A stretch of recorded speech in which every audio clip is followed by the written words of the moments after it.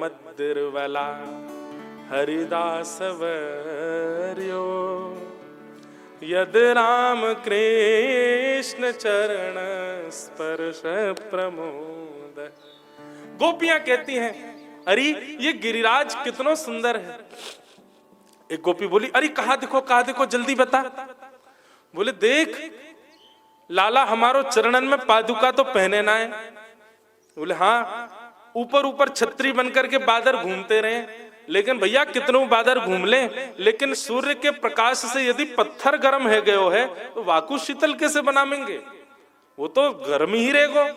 और ये कन्हैया देख बंसी बजा तो वही गिरिराज जी पे जा रहा है।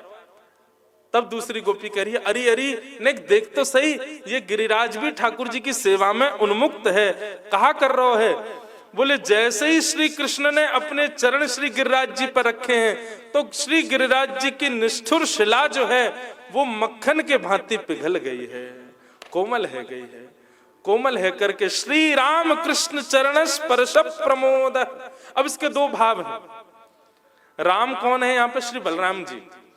बलराम जी और श्री कृष्ण के चरणों को स्पर्श को उनको प्रमोद देने के लिए, उनको सुख देने के लिए श्री गिरिराज जी पिघल गए हैं।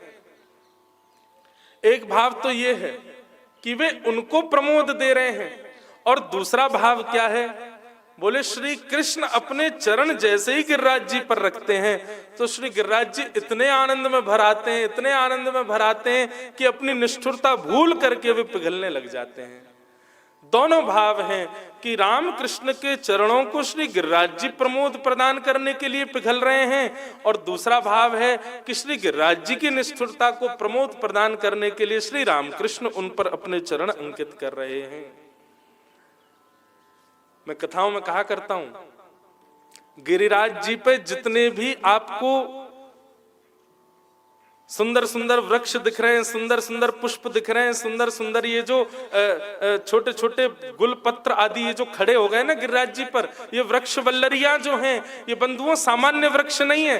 ये गिरिराज जी पर दिखने वाले जितने भी वृक्ष वल्लरियां हैं, श्री कृष्ण के चरण स्पर्श से श्री गिरिराज जी के रोए ही इन वृक्ष वल्लरियों के रूप में खड़े हो गए, आज तक खड़े।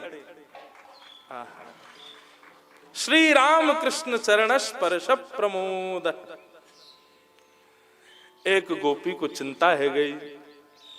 एक गोपी बोली मुझको तो बड़ी चिंता है रही है। बोले कहा? बोले कन्हैया ने एक देर और घूमता रहो तो पूरे गिरिराज जी पिघल जाएंगे। गिरिराज जी में इतने सारे गड्ढा है गए, मुझको तो भय लग रहा है, ये गिरिराज जी तो उबड़ खाबड़ है जाएंगे, कहा होएगो।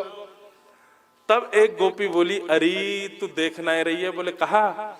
बोले जैसे ही गिरिराज जी के चरण रखते ही गिरिराज जी में गड्ढे आ जाएं, सोई कन्हैया ऊपर जाकर के मुख्य शिखर पर बैठ करके सबरे गड्ढान को देखे कि मेरे चरणन से रखवे से देखो कितने सारे गड्ढा है गए गिरिराज जी में।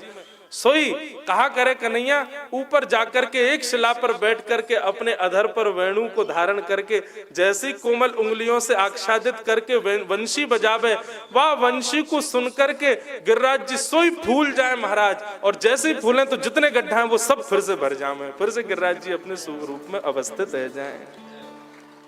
हंताय मद्दिर्वला हरिदास वर्यो यद राम कृष्ण चरण स्पर्श प्रमोद। मानं तनोति सह गोगणयोस्ततोर्यत् पानीय सूय बस कंदर कंदमूलैः। और ये गिरिराज जी देखो सर्व सुख प्रदान करते हैं श्री ठाकुर जी को। कैसे सुख प्रदान करते हैं?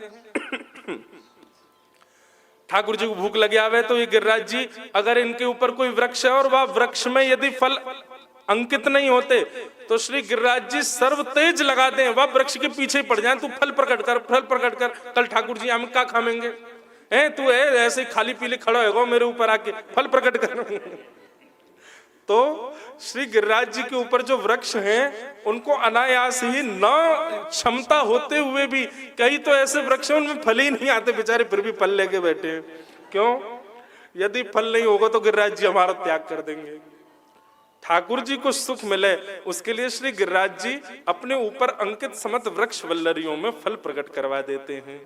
और ठाकुर जी को फल खाएंगे तो वाके बाद प्यास लगेगी, तो श्री गिरिराज जी ही श्री कृष्ण को इतनो याद करें कि उन्हीं के रोम रोम से प्रेमाश्रु छलक पड़े और वही झरना बन के बहन लगे। गिरिराज जी को भाव, अरे ठाकुर जी फल खाएंगे, वाके बाद प्यास लगेगी तो का पिएंगे, तो यही जल को पान कर लेंगे। बंधुओं, अब जो हमको गिरिराज जी दिख रहे हैं ना, ये तो शिखर है गिरिराज जी का। ठाकुर जी जब लीला करते थे तब तो गिरिराज जी बहुत विशाल थे, खूब बड़े थे। और ये जो यहाँ पर जो ये पर्वत खंड है ना, ये गिरिराज जी के ही है। ये पर्वत खंड वहीं तक जा रहे हैं, गिरिराज जी तक, है ना महाराज जी। यही मारे ये गिरिराज जी यहाँ हैं, यही मारे गोविंद देव जी यहाँ बैठे हैं। यदि ये नहीं होते तो यहाँ गिरिराज गोविंद देव जी नहीं आते। नाथ द्वार चले जाओ, श्री नाथ द्वार के आसपास भी यही पर्वत खंड श्रृंखला जा रही है, इसलिए श्रीनाथ जी वहां विराज रहे हैं। क्यों? क्योंकि गिरिराज जी कहीं ना कहीं वहां पर भी अवस्थित व्यवस्थित हैं। गिरिराज जी, यमुना और वृंदावन तीनों में से एक भी नहीं होगा तो ठाकुर जी टिक ही नहीं सकते वहां पे। जयपुर में ये जो पर्वत है बंधुओं, ये खाड़ी वाड़ी मत बोला करो इनको, कई लोग बोलते हैं घाटी, कई लोग खाड़ी, यूं ही कहो ये हमारे गिरिराज जी हैं। जब यहाँ से जाते हैं जल महल से दर्शन करो, कितने सुंदर लगते हैं। वास्तव में जब श्री गिरिराज जी अवस्थित होंगे कृष्ण लीला के समय, ऐसे ही रहे होंगे। उनमें झरना भी है, उनमें सुंदर सुंदर गुफा भी है, उनमें सुंदर सुंदर वृक्षवल्लरियों में पुष्प आदि, और सब ठाकुर जी के सुख प्रदान करने वाले। पानी सूय बस कंदर कंद मूलई, ठाकुर जी को सुख प्रदान करने वाले सब वस्तु श्री गिरिराज जी के पास में विद्यमान हैं। आहा, ऐसे श्री गोवर्धन नाथ हैं।